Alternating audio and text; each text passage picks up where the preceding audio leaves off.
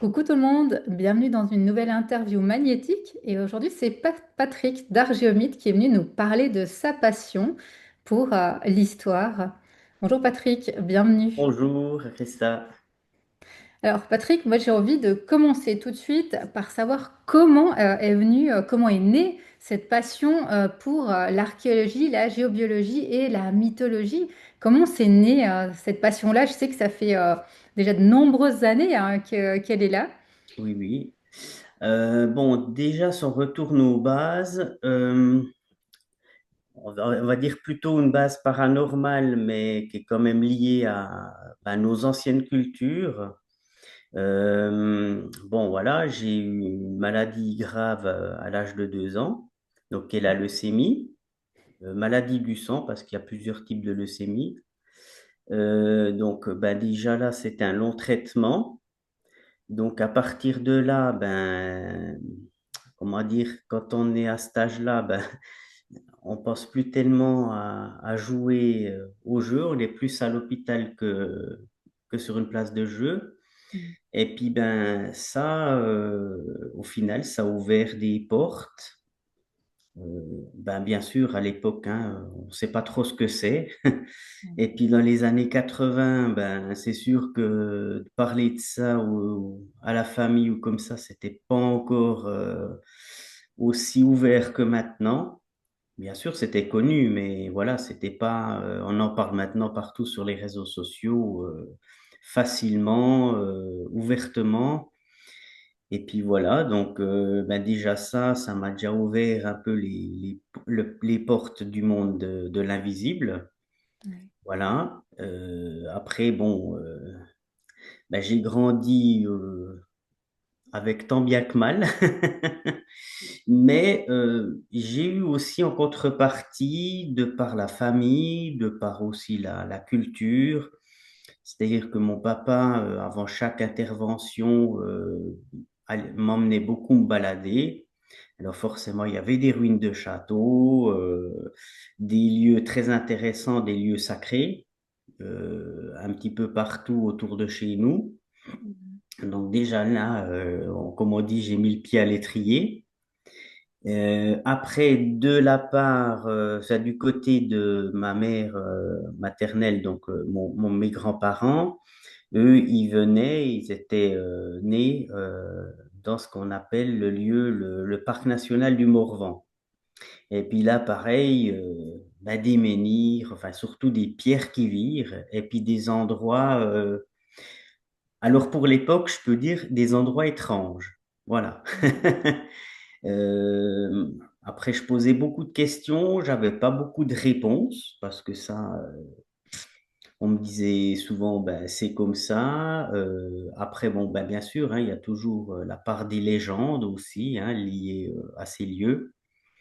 Et puis, petit à petit, comme ça, vraiment, toujours de la curiosité. Et puis, c'est approximativement à partir de l'âge de 10 ans que, oui, ça s'est vraiment déclenché comme passion, quoi.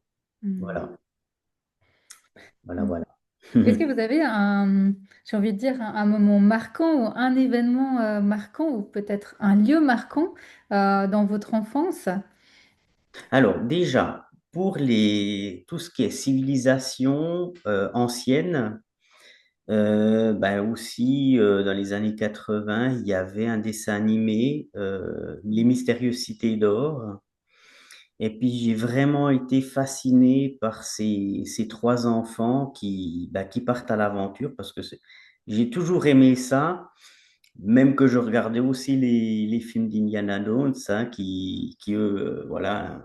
Bon, après, moi, j'aime pas trop ce concept d'aller chercher un trésor en cassant tout, hein. Donc, c'est-à-dire qu'une fois qu'il est allé dans un lieu comme une pyramide Inca ou Maya chercher son trésor, forcément, après, voilà, tout est anéanti. J'aime pas trop ce concept-là. Mm. Mais oui, mais les mystérieuses cités d'or, ça m'a vraiment marqué. Enfin, à la fin de chaque épisode, il y avait un petit documentaire, ce qui m'a vraiment je me suis dit, bon, bah voilà, là où ils sont passés dans le dessin animé, c'est que c'est des vrais lieux. Et puis à partir de là, je me suis dit, bon, bah voilà, il faut vraiment que je creuse ça, quoi, c'est ça. Ouais. Ouais, c'est vrai, je me rappelle aussi de ce dessin animé, puis de la petite partie justement toujours Oui. historique. Mhm. Ouais, que c'est Et une puis en belle. même temps, bah, avec les années, comment est-ce qu'on... euh, oui, Esteban, fils du soleil, Zia aussi, qui était une petite Inca. Mm. Après, on avait le garçon un peu étrange, Tao, qui lui était un descendant de, du peuple de Mu. Donc le peuple de Mu, qu'on connaît autrement sous le nom de Lémurie, qui au fait était aussi rattaché à l'Atlantide. Donc finalement, ça pouvait être que le trio oui, qui peut que cartonner dans ce domaine-là, quoi. C'est vrai. Et je sais quand on a préparé cette interview ensemble que vous m'avez partagé qu'à l'adolescence, vous avez eu la chance de faire une belle expérience en Ardèche pour la Oui, reconstruction d'un château. Est-ce que vous pouvez oui, nous oui. en parler un peu? Alors ben là, c'est intéressant parce que juste après, moi, j'ai revu un journal local qui a fait une mini vidéo, un mini reportage que j'ai posté sur mon Facebook Mm. et je crois même Instagram. Et voilà, donc c'est vraiment là, il parlait justement des bénévoles, parce que c'était ça, hein, puis surtout, bon, alors je veux le dire en français, et puis pour les autres, donc c'était en 97, 97. Et puis là, ben, je suis parti vraiment à l'aventure. Voilà. Il y a quelqu'un qui m'avait donné cette adresse et je dis, bon, ben voilà, allez, j'y vais, on verra bien. Et puis c'est vrai que c'était avec des étudiants, des passionnés, il y avait un peu de tous, de tout genre. Après, il y avait aussi des gens qui aimaient bien, comment est-ce qu'on dit, par rapport au voyage. Et puis ils atterrissaient là et puis c'était plutôt comme un lieu de rencontre. Ouais. Après, moi, j'y suis allé plutôt en tant que passionné de vieilles pierres. Mm. Donc là, j'ai fait pendant les vacances, j'ai fait 2 semaines, oui, c'est ça, 2 semaines. Et puis, oui, c'était un moment inoubliable. Et puis là, le mini documentaire, le petit film, il montre un petit peu de quoi est parti, comment, de quelle famille. Malheureusement, ce que j'ai appris dans le petit reportage, c'est que alors c'est la famille Potier, hein, monsieur et madame Potier déjà sont tombés amoureux de ce site-là, et puis qu'avec les bénévoles, ils l'ont gentiment mis d'année en année sur pied, reconstruit. Et bon, monsieur Potier, Pierre Potier que j'ai connu, lui, il est plus de ce monde, quoi. Mm. Ça, je ne savais pas. Ok. Voilà. Justement, cet intérêt pour toutes ces anciennes civilisations, il y en a beaucoup et vous avez beaucoup de connaissances et d'histoires là derrière. Est-ce qu'il y a une civilisation en particulier qui vous passionne ou qui vous attire plus qu'une autre aujourd'hui? Oui, alors, bon, il y a surtout les Mayas et les Incas. L'Égypte aussi, parce que justement, j'ai toujours été un peu fasciné par ce culte du soleil. Hmm. Alors, en Égypte, on en parle aussi. Après, il y a un des pharaons qui, lui, a vraiment voué un culte particulier au soleil. C'est Amenophis IV, donc Akhenaton, hein, avec le site qui est en ruine actuellement, Tel El Amarna. Et on parle là vraiment de monothéistes et plus polythéistes comme était à l'origine l'Égypte, hein, avec une multitude de dieux et déesses. Et lui, il a vraiment, avec son épouse Néfertiti, qui ont voué vraiment que le culte au dieu soleil, quoi. a-t-on. Mhm. Mais sinon, oui, j'ai toujours été fasciné par ces croyances anciennes, le soleil, la lune. Oui, vraiment, ces cultes païens, ces croyances, les rituels aussi qu'il y a derrière tout ça. Euh, c'est vraiment très intéressant. Et puis au final, ah ben, avec les années, de regarder les documentaires, un beau jour, je me suis dit, ben, je vais retourner aux sources parce que c'est quand même intéressant ben, de savoir d'où c'est parti, quoi. Alors apparemment, ça remonte bien plus loin que les civilisations qu'on connaît, comme l'Égypte, les Incas, les Mayas, même l'Atlantide, hein, qui, on va dire, est encore assez jeune par rapport à l'histoire. On retrouve déjà des sites mégalithiques à l'âge de pierre. Donc voilà. Donc ça remonte à loin, on va dire. Mhm. Clairement. Et il y a cet aspect, j'ai envie de dire, historique, Oui. géographique, et il y a également tout cet aspect énergétique Ah oui, oui. dans ces lieux, justement. Oui. Est-ce qu'il y a eu une expérience ou un moment fort dans un lieu au niveau énergétique que vous avez vécu? Mm. Alors bon, déjà, bah, ce qui m'a marqué dans ces lieux, c'était surtout bah, dans le Morvan. Quand on est allé à un lieu dit, qui est connu, c'est la pierre qui vire. Alors, bon, les pierres qui virent sont connues un peu partout dans le monde. Et là, c'est un lieu dit, c'est Sainte-Marie de la Pierre qui vire. Donc, il y a une abbaye à côté où elle est encore en activité, hein. Il y a toujours des moines. Il y a aussi une petite boutique qui est tenue par les moines aussi. On trouve des ouvrages très intéressants aussi. Et bien sûr, ben, il y a aussi, encore une fois, une légende rattachée à cette fameuse pierre qui vire. Et celle-là, elle m'a marqué ben, depuis enfant, en fait. Et je me suis toujours dit, mais qu'est-ce que c'est que ces blocs empilés l'un sur l'autre?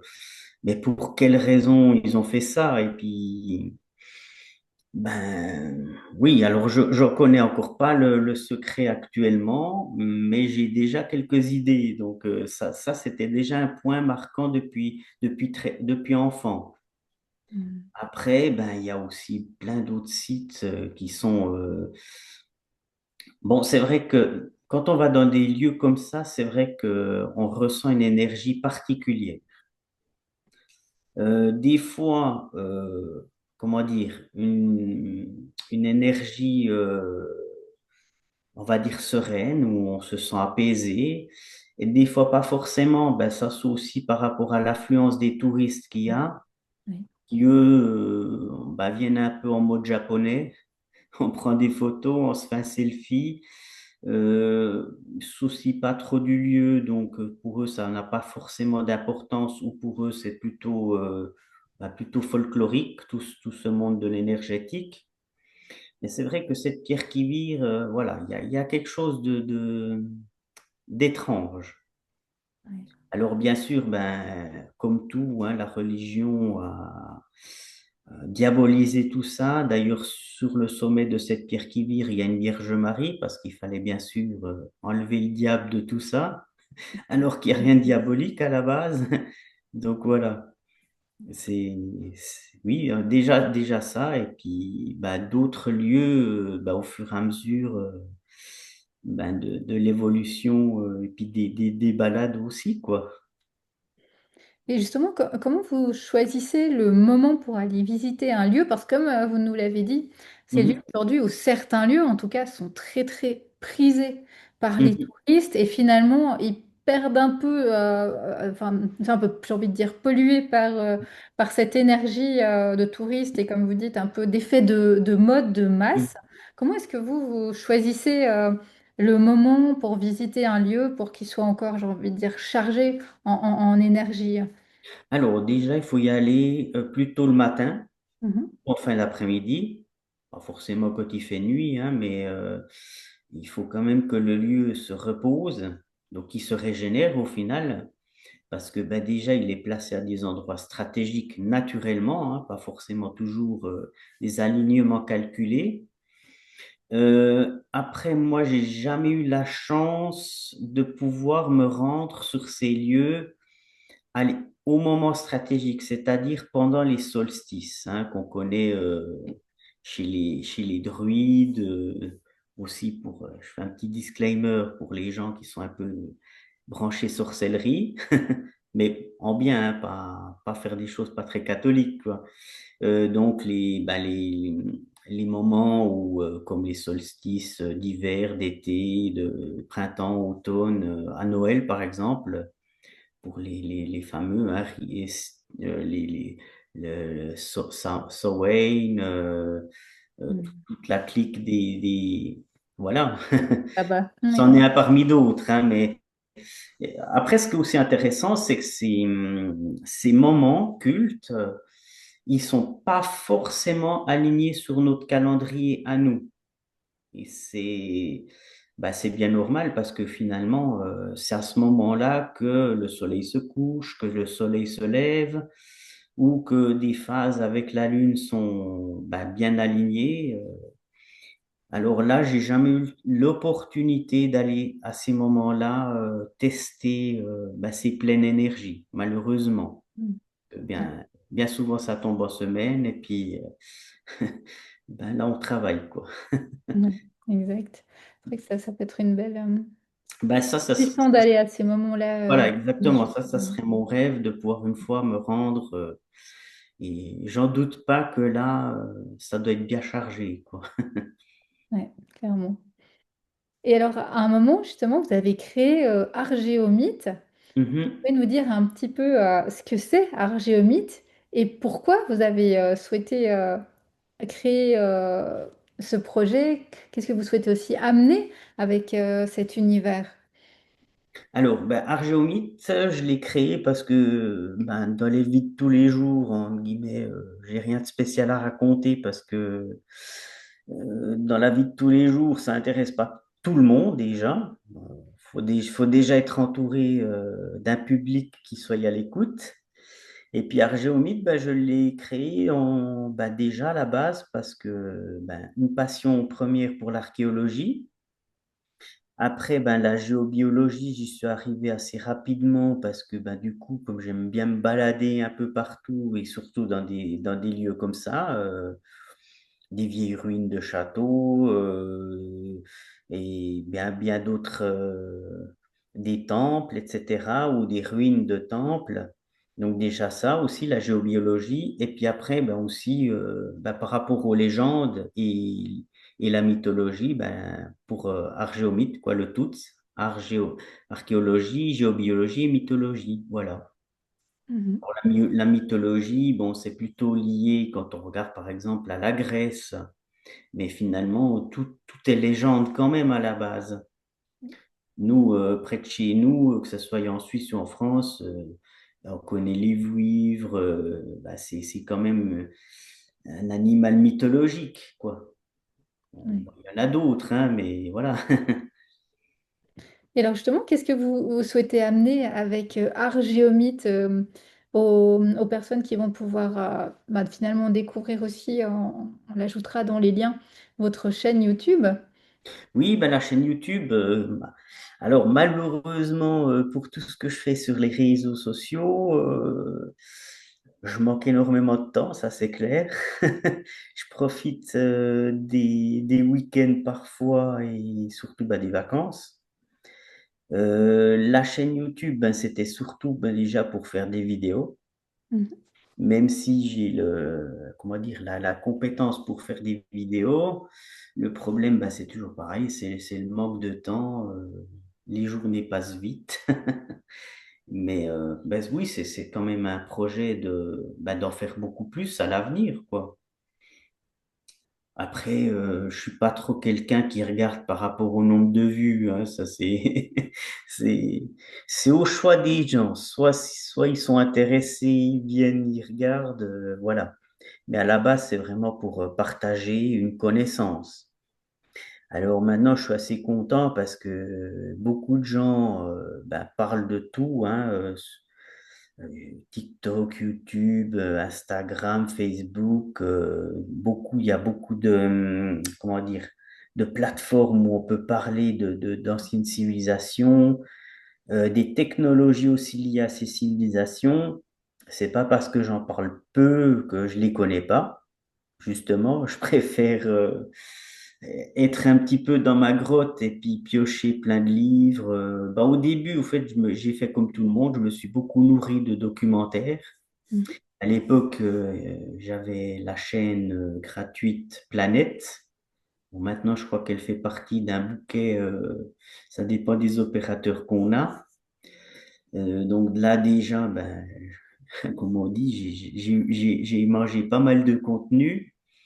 Et puis après, bah, bien sûr, hein, il y a aussi des ouvrages, des livres, des bouquins assez chers aussi. Ben, par exemple, pour apprendre gentiment aussi à connaître les hiéroglyphes, leur signification, Mhm. les glyphes mayas aussi. Donc, ben, tout ça, ben, on va dire, c'est du quotidien, quoi. Ouais. Un peu comme Obélix, je suis tombé dedans quand j'étais petit. Mais Ben, oui, justement, ça fait voilà. combien de temps que vous vous êtes passionné par tout ça? Bah, si je prends une base depuis l'âge de 10 ans, donc bon, bah, ça, voilà, bientôt 50 ans, donc du coup, ça va faire une bonne quarantaine d'années, Quarantaine d'années. Ouais, bah, c'est plus ou moins, hein, même si j'ai visité pas mal de lieux même avant, il y a eu toujours cette curiosité derrière. Après, je suis aussi passionné par la culture asiatique et autres, hein, Mhm. dragons, tout ce genre de choses, ça fait aussi partie du contexte, quoi. Ouais, une immense richesse. Mhm. Et justement, Ben, quand vous allez sur des lieux justement historiques, énergétiques, vous prenez aussi avec vous des outils pour voir un peu les énergies ou un peu sonder le lieu. pardon, j'ai perdu le fil là, pardon. C'est pas grave. Oui, ben, les outils de nos ancêtres, hein, les outils basiques, euh, donc les baguettes coudées, Mhm. plutôt coudées plutôt que la baguette du sourcier, hein, comme ça en pointe. Parce que celle-là, elle est quand même dédiée spécialement à l'eau, à la recherche de l'eau. Donc la recherche de l'eau, ça, personnellement, je pratique un peu, mais voilà, c'est pas un de mes points forts. Voilà.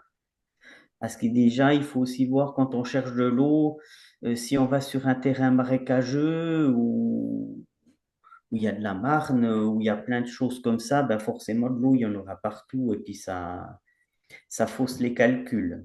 Mais les baguettes coudées, oui, ça marche très très bien. Et puis sinon, ben, le pendule aussi pour avoir comment dire, des réponses un peu plus en finesse, Mhm. Oui. avec des cadrans hein, que tout le monde connaît, les abaques. On peut mesurer le taux vibratoire, on peut avoir des réponses, voilà, plus ça dépend les valeurs qu'on cherche aussi. Et puis ben, le pendule est très. Alors après, moi j'ai deux types de pendules pour les gens ben, que ça intéresse. J'ai le pendule de l'abbé Mermet. J'en ai un en plastique et puis un en métal. Celui-là, je l'ai à peu près tout le temps sur moi, celui en métal.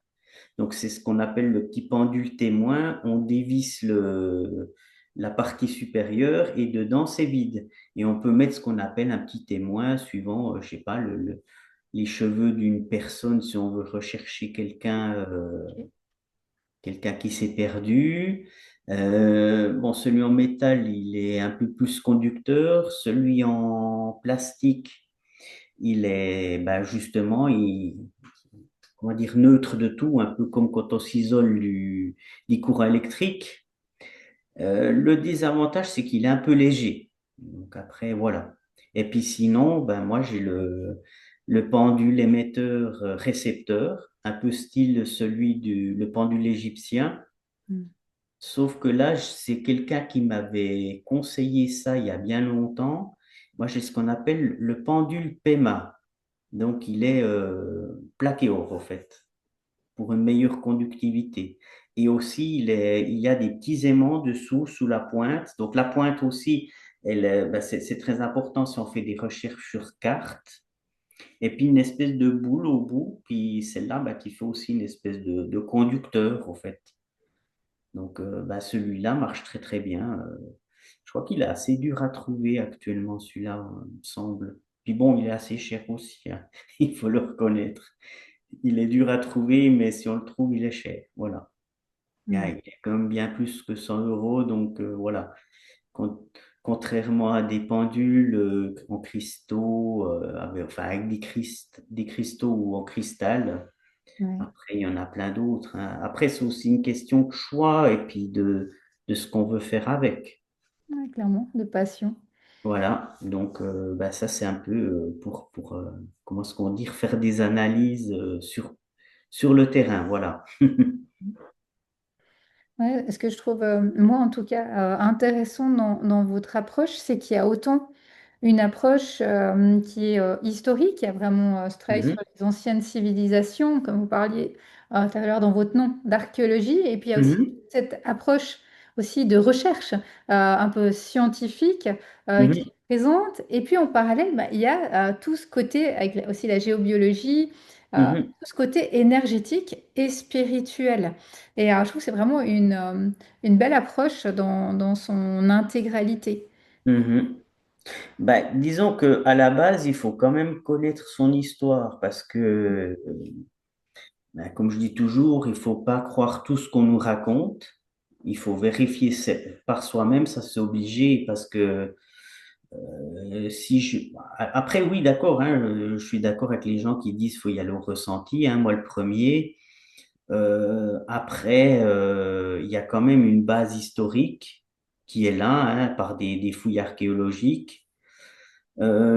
Après, ce que j'ai expérimenté, parce que j'ai aussi fait hein, des fouilles archéologiques, j'ai aussi participé, du gallo-romain, du médiéval, du lacustre aussi, parce que ça c'est intéressant. Quand on habite proche des lacs, eh ben forcément, il y a toujours quelque chose à creuser sous le lac. Euh, mais après, là où j'ai été confronté un petit peu entre le monde scientifique et le monde, on va dire, je dirais même paranormal, parce que c'est un petit peu un mot aujourd'hui qui veut tout dire et puis rien dire, parce que le paranormal touche autant bien les forces qu'on ne voit pas que les fantômes ou les revenants ou les esprits. Euh, j'ai eu l'occasion, il y a pas mal d'années, c'était d'aller aussi sur les fouilles d'un tertre, donc un tumulus. Et puis là, déjà, je commençais à m'intéresser aux lignes, hein, les énergies qui traversent, les alignements.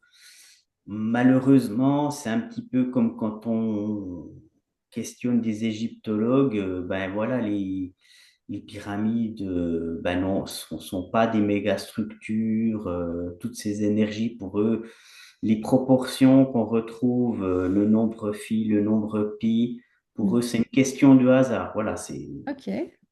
voilà. Donc, moi, on m'avait dit, par exemple, par rapport au tumulus, qu'au final, il faut pas croire tout ce qu'on me raconte. Voilà. Bon, ça Ni fait beaucoup de hasard quand même, hein. oui, alors là, bon, moi, je l'ai dit juste avant, il faut pas croire tout ce qu'on nous dit. Par contre, il y a des choses, même si on ne les voit pas, on peut les mesurer ou les ressentir soi-même si on a développé ce clair ressenti. Moi, comme par exemple, je suis vraiment dans le monde de tous les jours, en plein dans le travail et tout. Je reconnais que des fois, moi-même, je dois aussi, lorsque j'approche un lieu, je dois me vider au final avant parce que j'ai tout ce bagage derrière d'une semaine de travail. Donc, voilà, il y a des gens qui ont la chance de pouvoir faire ça tous les jours. de pouvoir amener des gens en balade, de faire des petits groupes, etc. Donc, quand on est connecté à ça, on va dire tous les jours, on est déjà bien ancré, on n'a pas besoin encore de comment dire, d'aller se décharger un coin pour se recharger, puis après dire, bon, ben voilà, maintenant c'est vrai, je ressens bien les choses. Malheureusement, ben, ça c'est un petit peu l'handicap quand on est dans la vie de tous les jours, mettre au boulot dodo, quoi. Voilà, c'est ça. Concilier les deux, exactement. Mhm. Et au niveau d'Argéomite, est-ce qu'il y a un rêve, j'ai envie de dire, un lieu ou un endroit, quelque chose que vous voudriez vraiment visiter ou réaliser? Ben, c'est aussi de partir hors Europe, même si j'ai eu l'occasion, étant petit, de partir en Grèce. Ben là aussi, pareil, hein, ça m'a marqué parce que, ben, bien sûr, hein, ces temples, ces statues, voilà, c'est vraiment, oui, c'est somptueux, c'est magique. Et puis, mais au fait, on le sent que c'est relié quand même à des traditions, ouais, une ancienne culture, quoi, c'est ça. Et puis, bien sûr, parfois même, hein, si on parle des villes modernes, ben, la culture, elle est toujours là, mais des fois, ben, elle est cachée sous nos pieds au final. Mm. Si on regarde ben, par rapport aux Romains aussi, hein, ils ont fait pas mal de choses. Et puis des fois, ben, on voit plus rien en surface, puis ben, il faut aller dessous, quoi. Ouais. Voilà. Donc, Et il y a comment quelques on mètres sous fait? terre. C'est vrai. Et comment on fait pour garder, j'ai envie de dire, la flamme, la passion après 40 années, justement, avec tout ça? Comment vous faites? Ou comment cette passion, elle reste encore active aujourd'hui? Ben, je dirais, là, je vais parler un petit peu de voie initiatique. C'est-à-dire que, ben, au final, moi, c'est un petit peu, bon, j'ai jamais fait Saint-Jacques-de-Compostelle. Ça serait aussi une idée de pouvoir le faire, de partir comme ça. Ben, ouais, comme j'ai été un petit peu, on va dire, chahuté depuis ma plus tendre enfance, ben, au final, comme on dit, on met à pied l'un devant l'autre et puis ben, on marche, et puis au final, ben, c'est un petit peu un moteur pour moi, ça, c'est, voilà, je continue. J'ai toujours une pensée dans la vie du quotidien par rapport à ça, Mm. même s'il y a d'autres choses qui me passionnent en parallèle, hein, mais au final, même si j'ai appris l'informatique, même si je me passionne pour la vidéo puis la photo, euh, comment dire, c'est toujours dans le but pour, pour ma passion, au final. Même si c'est une passion, c'est pour nourrir ma passion, quoi. Ouais, c'est intéressant. Si je me suis intéressé à la photographie, je la fais pas, comment dire, pour aller, comme certains font, aller pour faire des mariages, aller faire des photos de mariage, des musées pour le monde du cinéma ou comme ça. Non, non, vraiment, si j'ai appris ça, ben, c'est pour prendre la meilleure photo au moment opportun ben, de ce que je visite au final, de où je vais. Ouais, c'est beau. Et cette passion, durant ces 40 années, elle s'est jamais essoufflée. Elle a toujours été aussi active, aussi forte. Alors, il y a bien sûr, il y a des moments, il y a toujours des moments difficiles comme tout le monde, hein, où là, ben, comment dire, bon, on n'y pense pas forcément, mais au final, j'ai toujours eu cette chance, c'est que c'est comme un effet boomerang. Si, par exemple, allez, je dis, bon, ben, là, ouais, c'est un peu dur en ce moment, il y a d'autres priorités, bien sûr, hein, comme tout le monde. Et ben, au final, au bout d'un moment, on va dire, je le jette de côté. Et puis, ben, tac, ça revient. Puis au bout du jour, je me suis dit, ah ben oui, tiens, peut-être que je m'y remette quand même. Voilà. Et alors, aujourd'hui, où est-ce qu'on peut vous retrouver pour avoir accès à vos contenus, si on est intéressé justement par ces thématiques, par ces civilisations anciennes? Mhm. Ben, il y a déjà le Facebook, hein, Argeomite. En fait, tout est connecté, les plateformes, tout est connecté à Argeomite. J'ai rien en tant que privé, oui, à mon nom, on va dire, parce que c'est vraiment pour parler de cette passion. Donc, le Facebook Argeomite, le YouTube et puis aussi Instagram. J'ai aussi TikTok, mais disons que TikTok, oui, c'est quelque chose qui m'intéresse aussi, mais voilà, il faudrait que je prenne beaucoup plus de temps un peu pour, voilà, pour faire des petits extraits. Moi, j'aime bien ce contenu quand même pour faire des, comment est-ce qu'on dit, Des hum, réels ou des petites vidéos voilà, comme ça? voilà exactement quelque chose d'assez court. Et Mm. puis, oui, puis ça peut être accrocheur pour aller sur autre chose après, effectivement, ouais. Ça, j'aime bien ce contenu. Malheureusement, bah, j'ai pas mis plus de vidéos que ça, quoi. Ok, on Et oui, ajoutera. les gens, ils peuvent après, bien sûr, hein, ils peuvent me contacter via les réseaux sociaux, ça, il n'y a pas de souci, hein, ça marche aussi, les messageries. Mhm. Voilà. Après, j'ai aussi fait encore une fois, j'avais commencé un blog avec comment est-ce qu'on a, la plateforme Wix. J'ai plutôt fait un blog, hein, pas un site internet.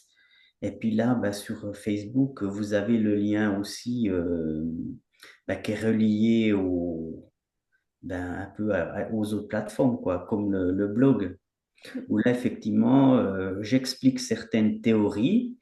Encore une fois, hein, les gens sont libres comment dire, de me croire sur parole ou ils croient ce qu'ils veulent, hein. Après, c'est comme pour tout, hein, si vous voulez être chaman, ben vous êtes chaman. Si vous voulez être une sorcière moderne, vous êtes une sorcière moderne. Si, voilà, c'est au choix, quoi.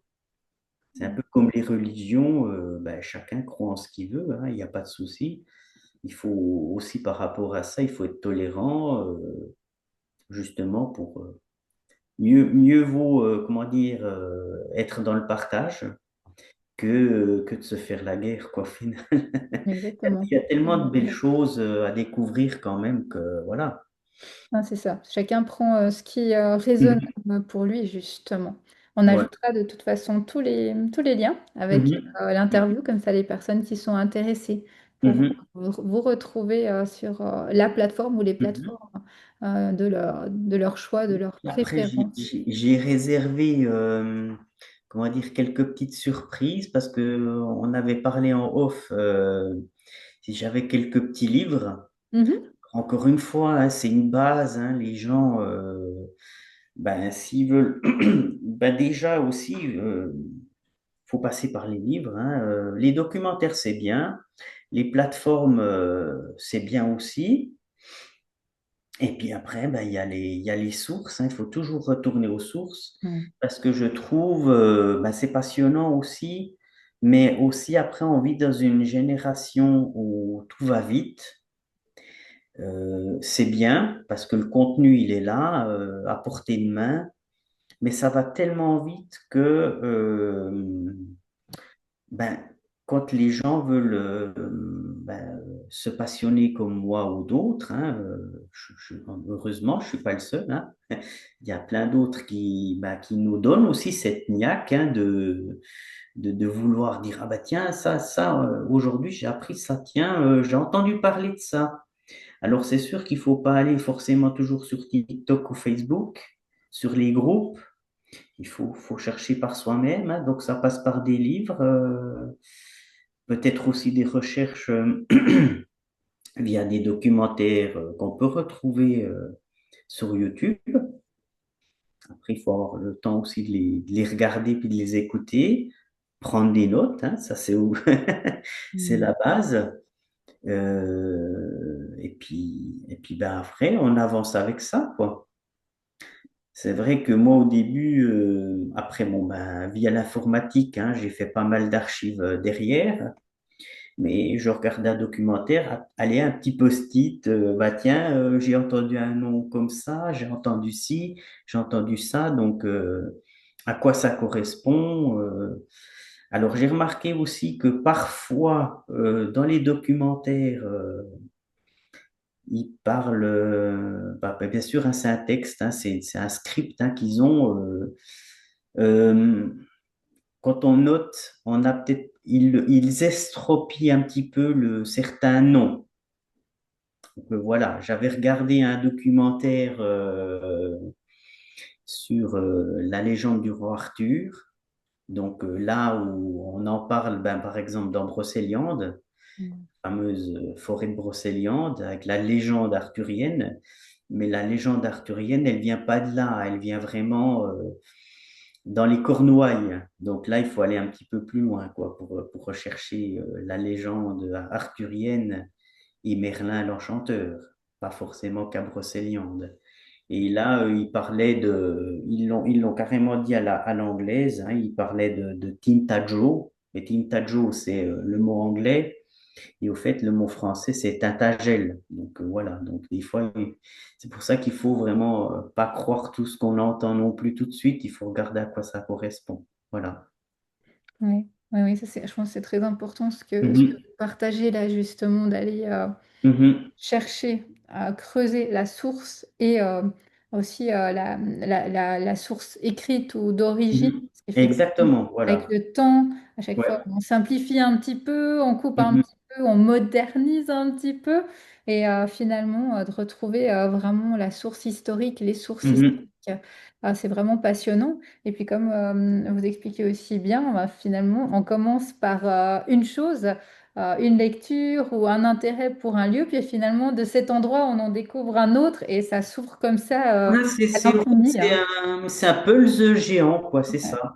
ouais, On trouve une petite pièce, après on essaye de l'assembler avec l'autre, et puis au final, ben, ça nous amène toujours plus loin. juste. Au final, c'est un peu un univers magique, quoi, enchanté, où on retrouve un petit peu, comment dire, notre esprit enfant, quoi.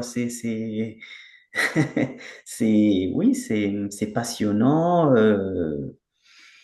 Oui, puis après, ben, comment dire, après, il faut pas avoir honte hein, de se lancer dans certaines choses.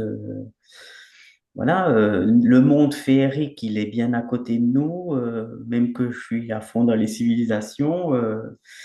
Dans le Morvan, ben, il y a plein de petites choses aussi liées aux fées, aux lutins. Voilà. Après, il y a aussi, il y a ça, des petits trésors. Et puis les trésors, ça sert à rien d'aller avec une poêle à frire, hein, comme on dit en jargon, le détecteur de métaux, ça pioche et puis tout casser. Puis finalement, ben, beaucoup de gens ont perdu beaucoup de temps parce que finalement, ben, il n'y avait pas de trésor, soit parce qu'il a été bien caché, puis ben là, il faut y aller avec certaines langues particulières, comme on dit, hein, les langues secrètes des énigmes. Donc, Mm. par exemple, il y a une langue qui est assez dite hein, maintenant. Il y a aussi quelqu'un qui porte le même nom que moi hein, sur la passion de l'alchimie, c'est Patrick Burensteinas. Et lui, il parle justement de cette langue des oiseaux, c'est-à-dire entendre les mots autrement. Mm. Et à partir de là, ben, on peut comprendre beaucoup de choses. Après, Exact. il n'y a pas que ça, hein. Il y a beaucoup d'autres énigmes hein, dans les cathédrales. C'est sûr qu'il faut regarder, il faut bien observer aussi ce qu'il y a comme motif. Ça peut beaucoup aider pour savoir si on est sur une cathédrale plutôt lunaire, plutôt solaire, comprendre à quoi elle est dédiée. Et puis voilà. Mais oui, non, non, c'est comment dire, c'est aussi ça qui nous maintient finalement. C'est aussi d'être curieux. Exact. Ouais. Et puis, ben, pas avoir, oui, avoir la patience d'aller chercher l'information. Oui. Après, on peut poser des questions, ouais, même moi, des fois, je pose des questions sur les réseaux Ben voilà. Après, c'est des fois, je mets des commentaires. Ça m'arrive parce que c'est pas une question de rétablir la vérité, c'est que ben, ça peut aiguiller d'autres personnes qui sont, on va dire, curieuses. Après, bien sûr, il y a toujours ce qu'on appelle un peu les gens qui trollent un peu les plateformes, hein, ou qui nous insultent comme ça, mais bon, il faut pas s'arrêter à ça, hein. Voilà. Sinon, on fait une dépression directe, puis on arrête, quoi. C'est vrai. Et non, non, mais oui, c'est la véritable passion. Ben, je pense que chacun la trouve ben, dans un domaine qui lui plaît au final. Même pas forcément dans l'énergétique, hein, ça peut être des voitures, de l'art, de la peinture, voilà. Mais au final, la passion reste la même. Mm. Ouais. Eh ben, merci d'avoir partagé Mhm. toutes ces clés. Comme vous dites très justement en conclusion, une passion, elle peut être Mhm. sur n'importe quel sujet. Et je trouve que c'est vraiment beau de voir ce parcours Mhm. que vous avez encore après plus de 40 années avec cette passion pour ces Et civilisations, pour c'est pas l'histoire. fini, c'est pas Ouais, fini. ouais, exactement. Et puis finalement, C'est ces connaissances, et ça c'est la richesse, je trouve, de l'être humain, c'est que finalement, c'est infini cette connaissance Mhm, qu'on a mhm. et c'est jamais fini de creuser si on peut prendre cette image ou cette métaphore pour conclure. C'est exactement ça. Ben, du coup, aussi, ben, si on conclut un petit peu, je suis parti alors sur un de mes premiers ouvrages que je peux recommander aux gens. Oui. Et donc ça, c'est vraiment, voilà, j'espère que la caméra fasse le zoom. Voilà, Mhm. hop là, pardon. On voit bien, je crois. Oui, géobiologie, Voilà. enseignement. Voilà, alors c'est enseignement et révélation des gardiens de la terre. Et là, c'est, je vais mettre le, voilà, je crois qu'on le voit, hein, c'est Yann Lipnik. Non, oui, on voit en bas. Oui, Voilà. on arrive. Donc lui, ben, c'est un géobiologue ben, passionné aussi par ça, quoi. Il a appris avec un géobiologue suisse qui est très connu, Stéphane Cardino, qui lui a un peu lancé le système de la géobiologie, parce qu'au final, anciennement, on parlait de sciences de la Terre, les sciences telluriques, les réseaux, les ondes de forme, tout ça, c'est basé ben, sur ça, hein. Le mot géobiologie est assez récent. Et Mhm. puis finalement, mais c'est très bien aussi parce que ça résume bien la source. Et puis dedans, Yann Lipnik, il a une petite particularité parce que c'est quelqu'un qui est très connecté avec le monde de l'invisible, hein, les fées, les lutins, les vouivres, les dragons. D'ailleurs, je crois que sur Internet, on retrouve un ouvrage, si on met dragon et Yann Lipnik, il a vraiment parlé aussi des origines. C'est très intéressant ça. Et puis après, voilà, encore quelqu'un d'autre, hein, là, ah, fais pas le zoom, là, voilà, je me parie. Énergie des lieux sacrés. Voilà, exactement. Donc là, on voit hein, le Mont Saint-Michel, Mhm. voilà. Et puis De là, qui est cet ouvrage? alors, de Thierry Gautier. Ok. Lui aussi, c'est quelqu'un ben, un peu curieux aussi, qui a commencé un peu à se passionner pour ces sujets-là.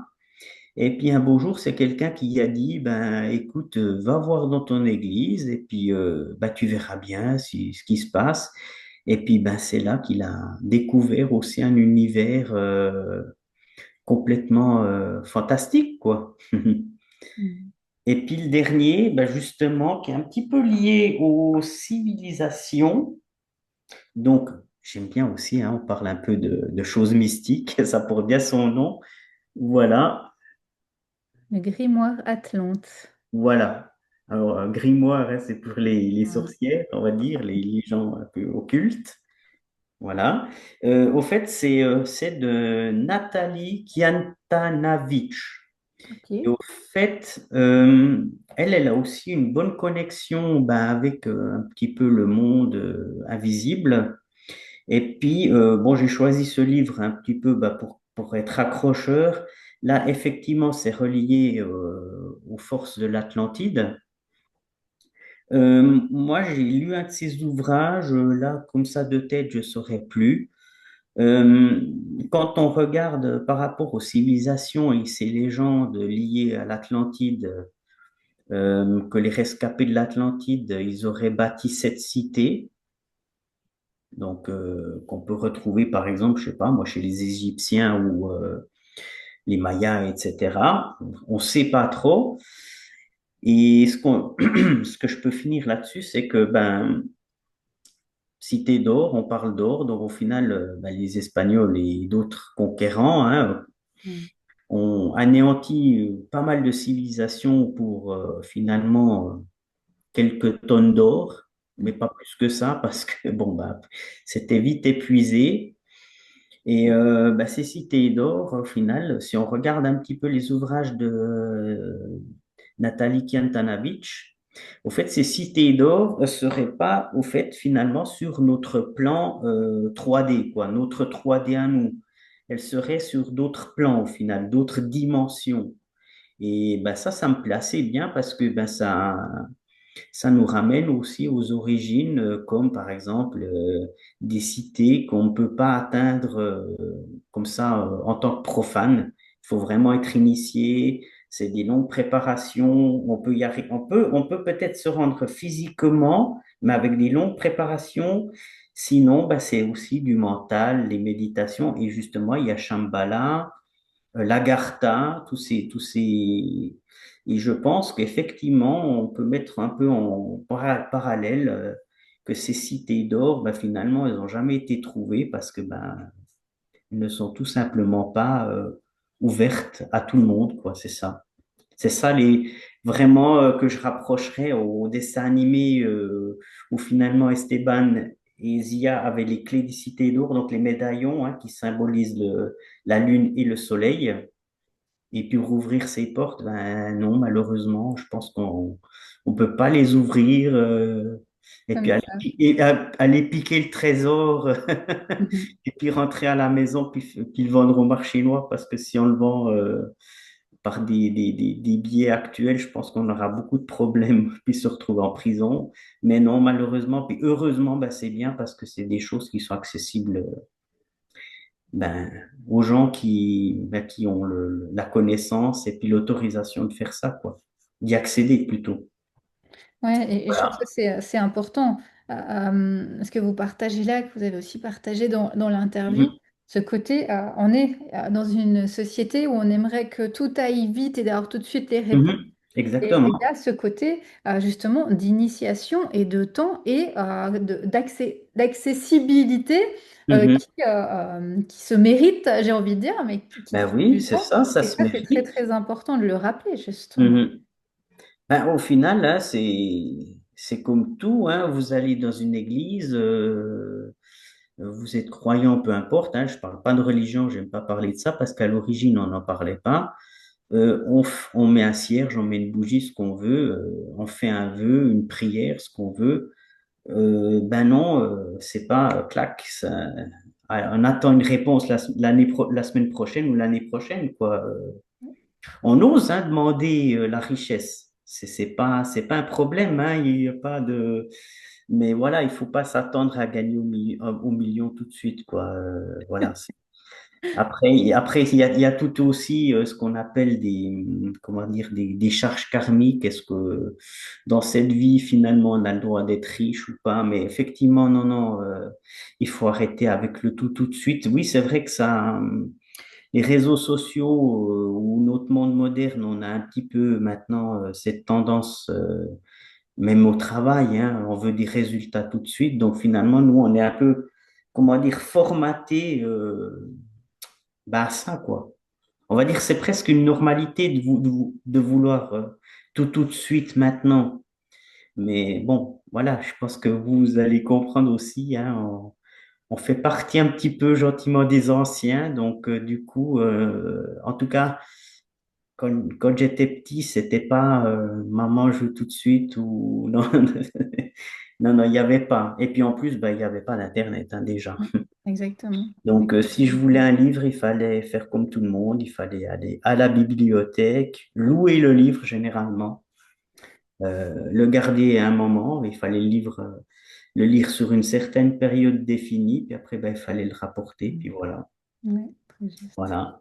Il n'y avait pas il y a pas de Facebook, pas de Ouais, c'est TikTok. vrai. Il n'y Non, avait pas non. l'accès à la connaissance autant rapide et ouverte Non. qu'aujourd'hui. Après, oui, c'est bien hein, pour progresser. Maintenant, les gens, ben, finalement, pour les grands passionnés, ben, ça leur permet d'accéder beaucoup plus rapidement que quand nous, on a commencé. Et justement, il faut peut-être je dire, ah, mais si c'est trop facile, il faut peut-être. Voilà. C'est vrai. Ah, c'est un beau mot de conclusion, je trouve. Le fait que Mhm. si c'est trop facile, c'est que c'est pas ça, sûrement. Bah, au final, je pense que c'est un petit peu, hein, quand on regarde aussi des gens, il y a des documentaires un peu pour ceux qui sont justement passionnés de trésors. Hein, il y en a des qui ont perdu une vie entière à les chercher et puis ben voilà, même qui ont laissé leur vie en les cherchant. Ouais. C'est de la patience. Il faut persévérer aussi. Hein. Donc aussi encore un petit mot à décrypter, comme on dit. Et puis ben voilà, quoi. Il faut toujours aller plus loin et puis ben, jamais perdre espoir. Hmm. Parce qu'au final, c'est un peu, comment est-ce qu'on dit, pour les gens qui commencent, c'est cette voie initiatique, même si on n'a pas été initié, on peut la suivre. Et puis au final, comment est-ce qu'on dit, c'est comme vu qu'on parle d'invisible, c'est comme si, voilà, maintenant, moi, je veux avoir quelque chose, mais je l'aurai pas. Mais à force ben, un peu de faire ce puzzle, d'assembler les pièces, ben, au bout d'un moment, c'est comme si on a une petite voix qui vient nous le souffler. Puis on se dit, ah ben oui, c'est vrai. Mais le vouloir tout de suite, non, ben, généralement, ça marche pas comme ça, on ne l'aura pas. Parce que ben, c'est pas le moment au final. C'est ça. Et c'est ça aussi que les gens actuellement, il faut oui, il faut pas oublier ça, quoi. Il y a, voilà, je vais être magicien maintenant ou mage ou druide ou chaman. Ben oui, il y a des étapes Ouais, il y a des étapes à franchir avant. Voilà, c'est pas en prenant un cours, je sais pas moi, druide pour les nuls en 4 semaines. Et oui, après. Oui, alors oui, on pourra toujours mettre le costume, hein, mais il ne faut pas oublier que l'habit fait pas le moine. ouais, exactement. Voilà. Ouais, merci pour ce Ben, de rien. complément, pour cette interview. J'invite vraiment les personnes intéressées par Oui. ce questionnement à venir découvrir votre Mhm. univers d'Argéomite, à venir découvrir les réseaux, votre chaîne. Mhm. Et je vous souhaite une belle continuation avec Ben, moi, ça m'a fait cette plaisir passion. aussi parce que, ben, au final, moi, je voulais toujours faire une petite vidéo sur le sujet, mais voilà, j'aime bien aussi quand il y a un peu d'interaction, qu'on pose des questions, et puis, ben, aussi pour les gens qui vont découvrir la vidéo après, ben, voilà. Après, ben oui, hein, comme tout, hein, je reste accessible. Des fois, ben, je mets peut-être un peu long pour répondre parce que, ben, voilà, on a tous notre vie à côté. Et puis, ben oui, voilà, quoi. On est tous un peu là, l'un pour l'autre, ben, pour partager, quoi. Dans tous les domaines, hein, au final. Moi, je connais pas tout, hein, même pour dire qu'on dit oui, mais ça fait 40 ans, ben oui, non. Demain, j'apprendrai encore autre chose, quoi, voilà. Mm, très bien, D'ailleurs, il y a quelques semaines encore, on ne se connaissait pas, donc du coup, ben voilà, quoi. exactement. Voilà. Merci, merci Patrick. Belle De suite. rien. Au revoir. Merci, au revoir.